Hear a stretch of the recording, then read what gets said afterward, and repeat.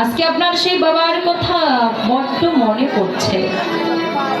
বাবাকে স্মরণ করেছেন, এই চোখ দুটি বন্ধ করে দিয়ে হৃদয়ে হাত দুটি রেখে সেই বাবার কথা যদি চিন্তা করেন, যদি ভাবনা করেন, আপনার বাবা তো আপনার বাবার সেই ছবিটা, মুখটা আপনার বদনের সামনে, চোখের সামনে ভেসে তো উঠবেন, দেখতে পাবেন। আপনার মা, সেও যদি 20 বছর আগে গত হয়ে যায়, সেই মায়ের কথা মনে পড়লে, সেই মাকে যদি ভাবনা করেন, মাকেও তো দেখা যায়। গুরুদেব সে যদি চলে যায়, তার কথা মনে পড়লে, তাকে ভাবলে, তাকেও আপনি দেখতে পাবেন। তাহলে যে ভগবান যাকে দেখবার জন্য এত কাঁদছে, তাকে কেন আমরা দেখতে পাবো না বলুন?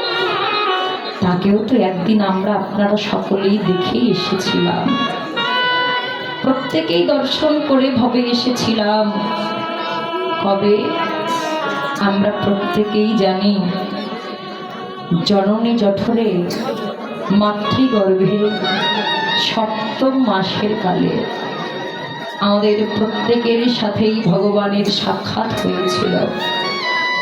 সবাই আমরা প্রভুকে ডেকেছিলাম, সেই ত্রিদাব জ্বালা সইতে না পেরে প্রত্যেকেই ডেকেছিলাম, প্রভু এই জননী জঠর যন্ত্রণা আর সইতে পারছি না,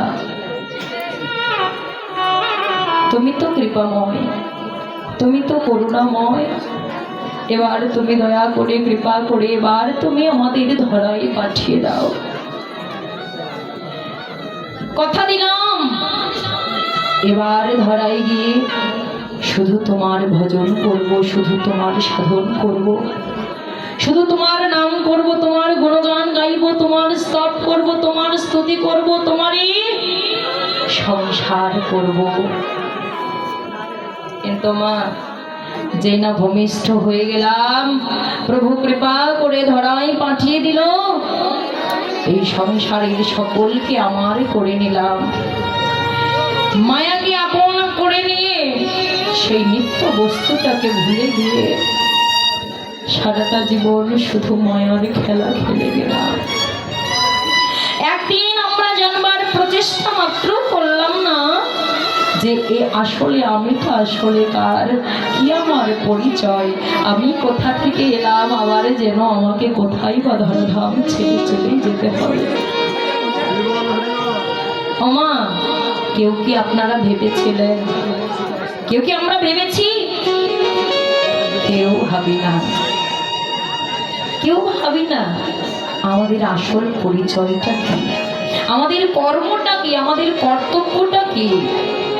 এই যে দুর্লভ মানব কুলে জন্ম পেয়েছি, এই জন্মটার সার্থকতাটা আসলে কোথায়?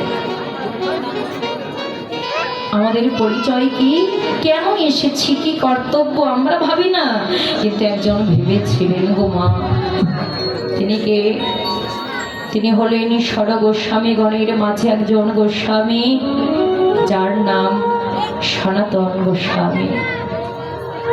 বৈষ্ণব সমাজে এমন কোনো মানুষ নাই যিনি নাম জানেন, সবার জানা, অতি পরিচিত। এই সনাতন গোস্বামী ছিলেন একজন জমিদার ঘরের ছেলে। জমিদারি সামলাতে সামলাতে হঠাৎ একদিন তার মনে এই প্রশ্নটা জেগে উঠছে,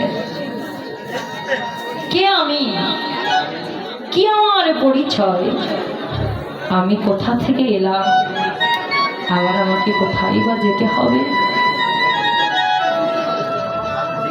কি আমার পরিচয়, আমার কর্তব্যটা কি। আর যেই না এই প্রশ্নটা তার অন্তরে জেগেছে, তৎক্ষণাৎ এই সনাতন গোস্বামী ঘর বাড়ি রাজত্ব জমিদারি আপন সংসার সকল কিছু পরিত্যাগ করে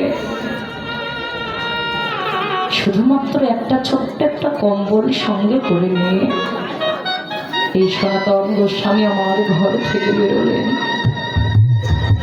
ঘর থেকে বেরিয়ে পথে পথে পদে পদে দুটি বাহু কেঁদে বেড়াচ্ছে।